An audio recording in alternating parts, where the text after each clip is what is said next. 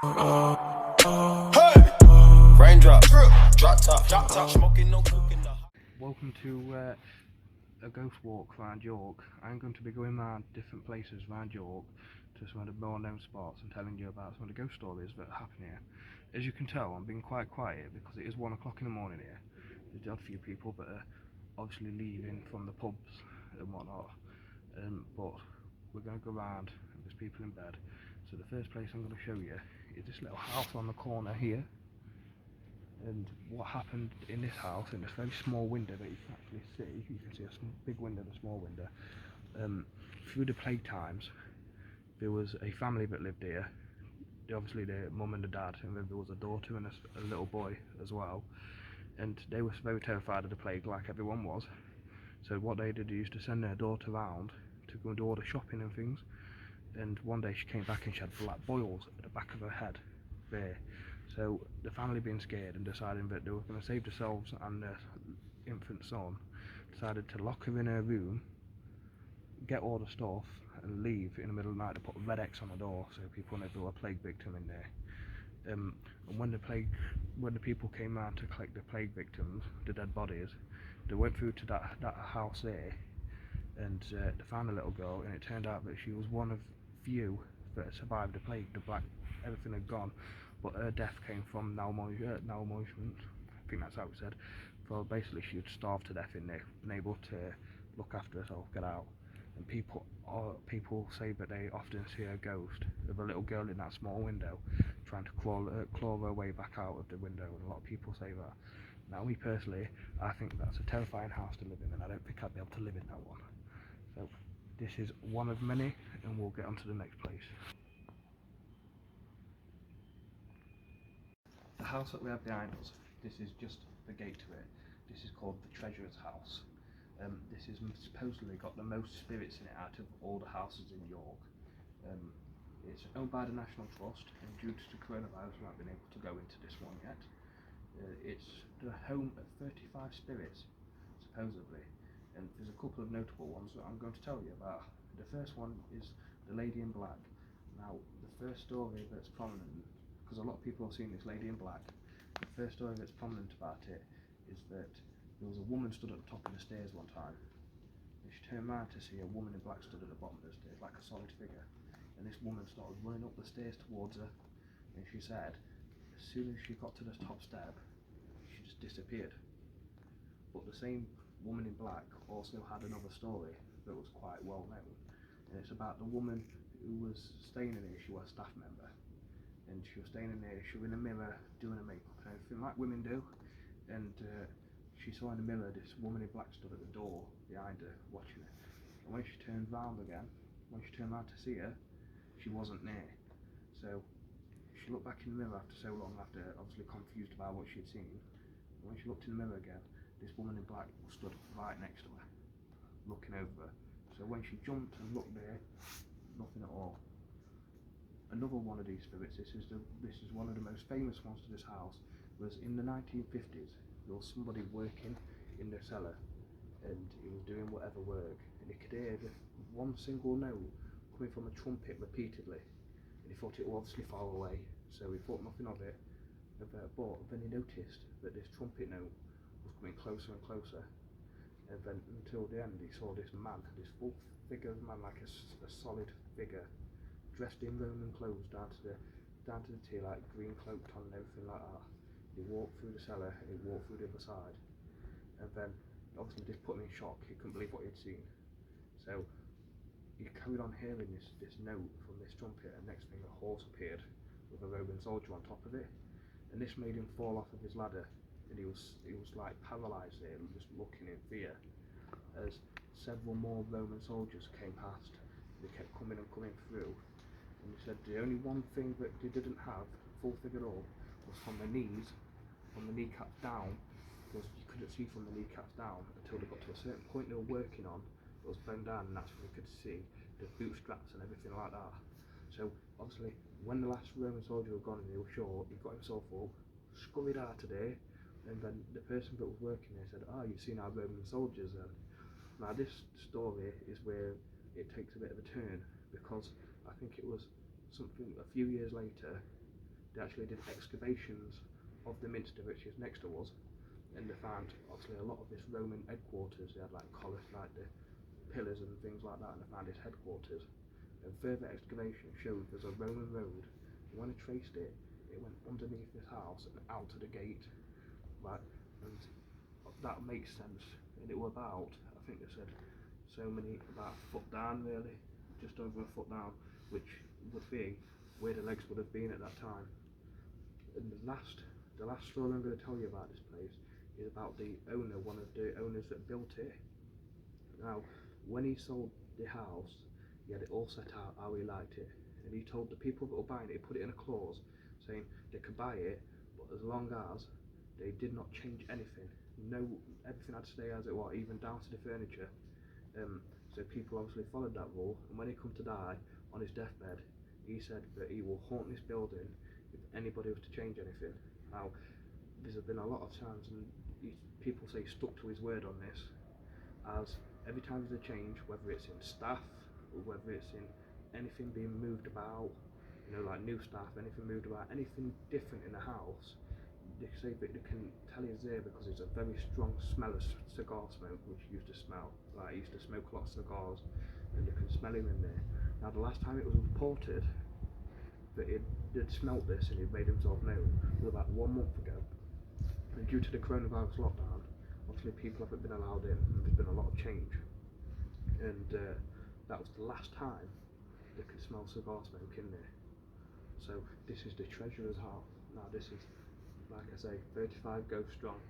So this is one of the most haunted houses you can see. It'd be nice if we can stay in there, but maybe in the future, eh?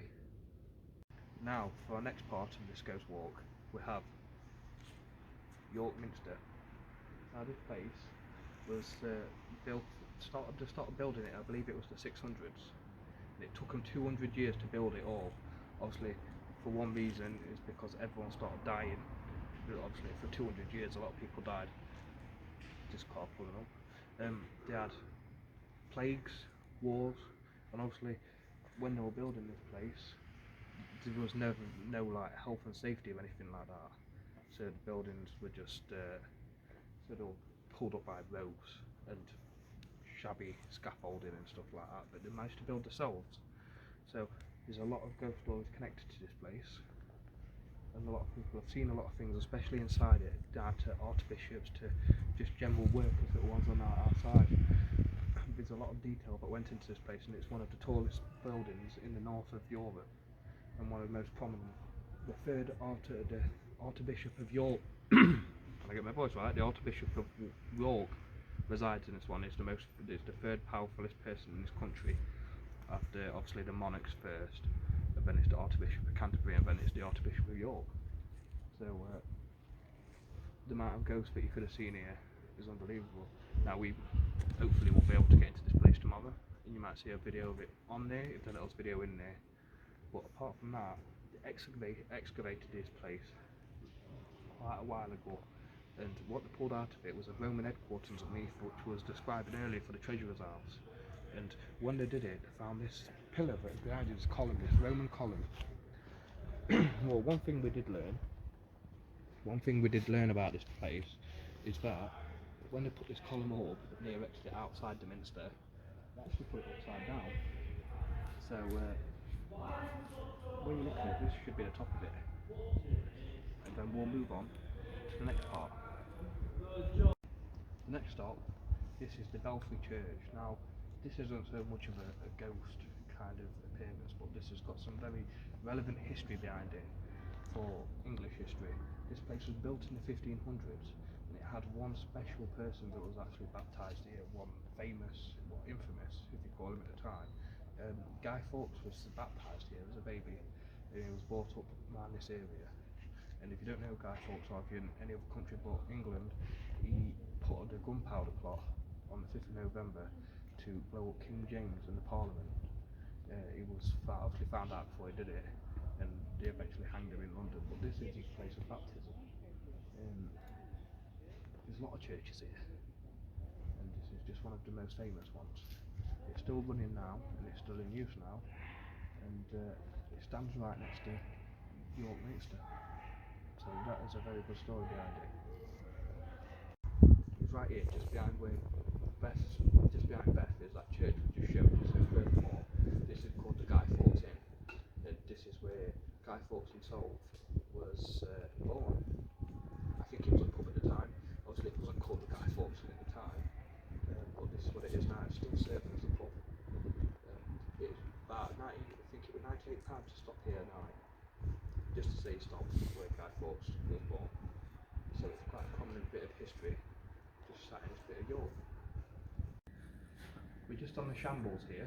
This is the Shambles old meat market, whichever it used to be, and the shop that's just behind us, the old Shambles Tavern, actually became viral on YouTube for a video that came of there was a bartender that was working here, or some sort of shopkeeper, and there was boxes on the side full of spirits, and they came flying off the shelf.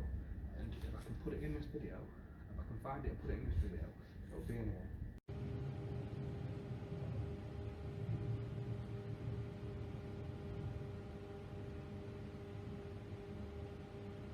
But there's several people that have said that they see things moving around in here, like poltergeist kind of activity, moving out just in the street around. But this is one of the oldest streets going. If you look down here, if we come this way a little bit, everything around here is like, this is really old. This is several ghost sightings across the street for starters. A meat market, and once every 2 weeks is the only time they'd clean the blood from the meat off the street. But there's been lots of spirits that are supposed to have been seen up and down here through times. But this is the last street of its kind in this place. It's also known as one of the most beautiful streets of this time as well. And you can just see why all the buildings that come across. It's absolutely gorgeous. But there's lots of stories to tell down here, but not enough time to say. This street is just an example of what all this street used to be at one point in time. There's something like 22 houses that used to run across it. This is the Little Shambles, and it used to look exactly like the Shambles does now, this street. They knocked it down for the marketplace, but it'd be quite nice to know what ghosts would have gone on around here. It would have been nice to see what it used to look like. But all the streets used to look like the Shambles, and this is just one of many that was knocked down for modern construction, really, modernisation. It's a shame. This shop behind me used to be lived in by someone called Margaret Clifford, and she used to live here with her husband, who were a Protestant. She had changed into a Catholic in her early years, and the thing about this is that people see spirits of that woman consistently for what she used to do.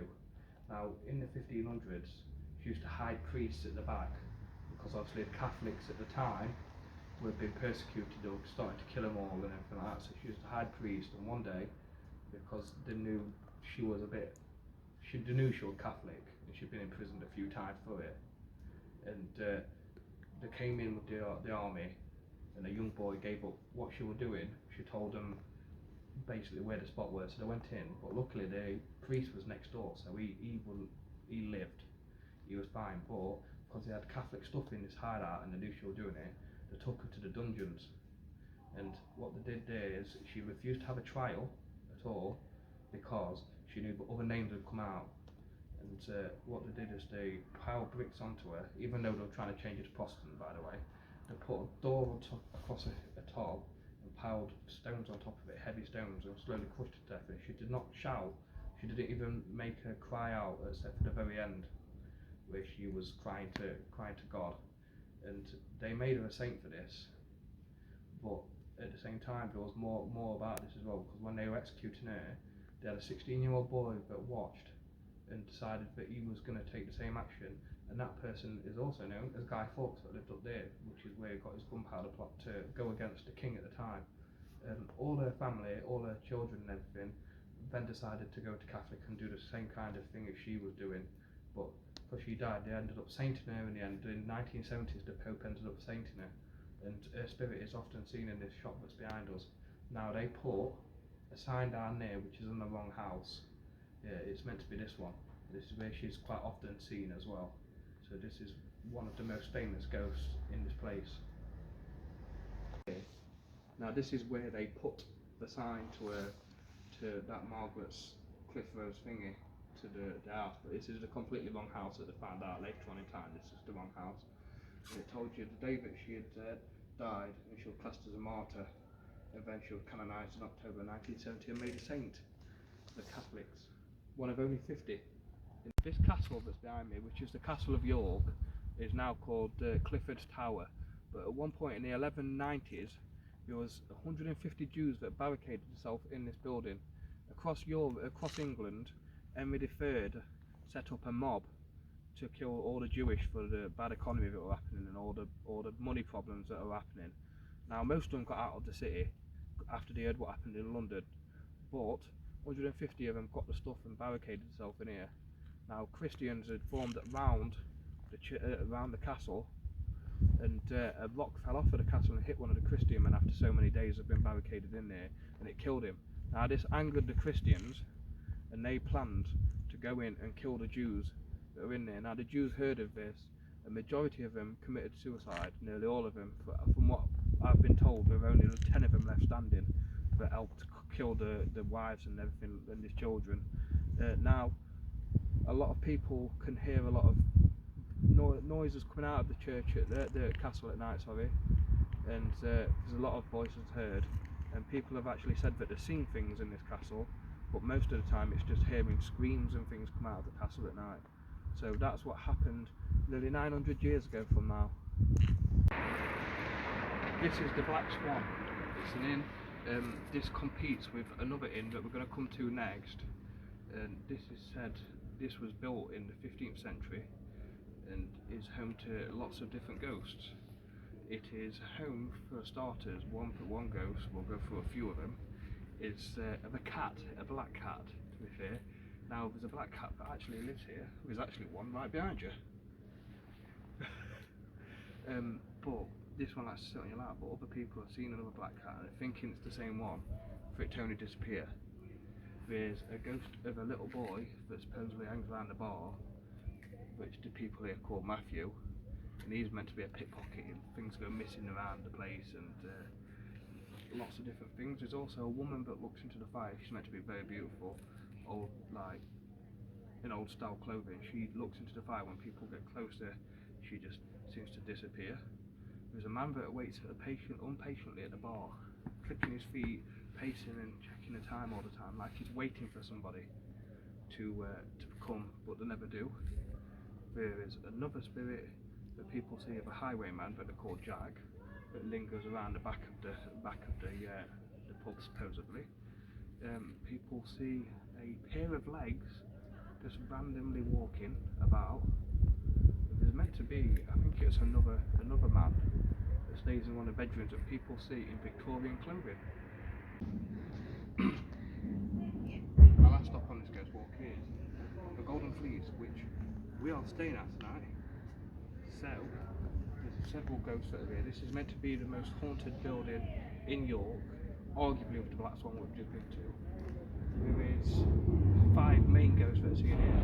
One of them is Lady Pecky. It's noisy out here. What we'll do is we'll go in, we'll go to our room, and we'll tell you about this place inside. Let's go. So as I was saying outside, it got a little bit noisy outside, but luckily we're staying here tonight. We were staying here yesterday night, so we've got the keys so we can do this on the inside. Sat next to I think it's Elizabeth Skull, who was executed in the 1800s. Now this is meant to be the most haunted building in York. People argue that it's between this and the Black Swan we've just been down. This is more known because most haunted have been here. There's several ghosts that are meant to be wandering around these halls. Starting from the top, there is meant to be a man who's a Canadian airman, and he was in World War II. And when he stayed here, he said that he had fell out of the top window and died, but they don't know if he committed suicide and jumped or if he leant over and fell out. That's something they don't know, but he's constantly sort of lingering around the top. There is a woman, which is Lady Pecky, who likes to wander the halls, especially the bottom 2 rooms, which is one of them we're staying in, which is the Shambles, which is right above us. Now, Her husband has also been to be seen here, which is John Peckett, Sir John Peckett, who was Lord Mayor of York, if I'm right.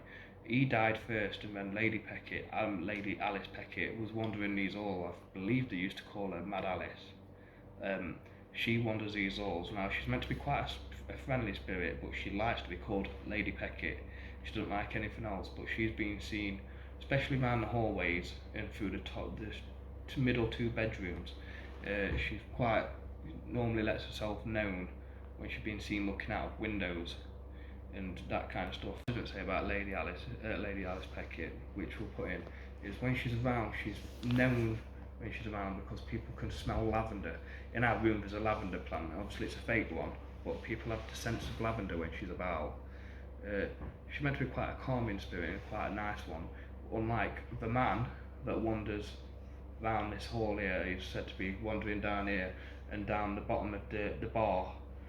He's been seen a few times, especially last week. There was a video went up of an orb that I believe was him coming across here. He's seen walking across these corridors a lot, and he can be a little bit, supposedly can be a little bit angry. Likes to move things about. Yeah, that happened earlier. It's a soap dispenser in the ladies' toilets, and it went off. And it went off earlier when I walked down by his footsteps. Maybe because we're talking about him, but he likes to wander around here, and he can get a bit angry sometimes, supposedly. But he can be mistaken as well for someone that called One-Eyed Jack, I believe, and he was a highwayman. Yeah. Right. That the man that's meant to be walking around here is called the Grumpy Old Man, is what they're known for here.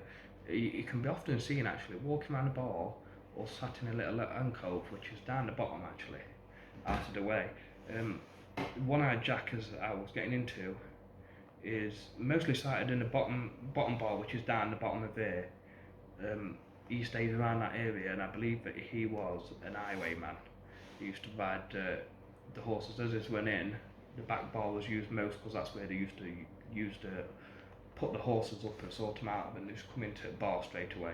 He's been seen across here. Now, people don't know how these people died so much, but the bottom bar quite lingering, and often enough is another third boy that's spotted. He's round here and he can be seen at the back a lot, and he's a little boy, just like the Black Swan. Supposedly there's a little boy that lingers round, sometimes in the building, but mostly around the back, and sometimes seen at the front. He's not often seen, but he is believed to be a pickpocket, just like the one at the Black Swan. If you leave things in your back pocket, they're liable to go walkabouts. But he supposedly died on the front of here because one of the highwaymen came round too fast and trampled him with the wagon and ran him over. And that's how he's believed to have died at the front of here. Not often seen, but has been seen. Now, there's a lot of other ghosts that are meant to be seen here, but aren't known, but not morally seen, just felt more. It's quite active in this building. And yeah, a lot of ghosts are seen here, a lot of different things happening. There's been a lot of activity. Now, one thing we know about Lord and Lady Peckett is that both of the ghosts are seen here, but none of them are ever together. It seems like they're missing each other in the world somewhere, in the ghost world. But it feels like they're meant to. Some people say that they feel a little bit sad sometimes, and that's why she's wandering the hallways looking for a long lost husband. There has been a lot of activity here. Beth, you had some activity as well. Beth had some activity last night where she woke up in the night with somebody. It felt like somebody was just lightly pulling a necklace into her. Now, Beth always wears this necklace, and she's never had this problem. It just felt like someone had grabbed it and was pulling it round a little bit, and that woke her up. We've heard a few footsteps, and we've heard what sounds like someone lingering around the hallways, and when I've looked out, there's been nobody there. If you like this video, like it, give us a subscribe, and comment and let us know if you want more, because there's over 500 spirits that are meant to reside around York, and we've only covered a small few of them. So if you want more, we can come back and we can do more, but we just need to know that you want more. So thanks for watching, and I hope you enjoyed it, and thank you and good night.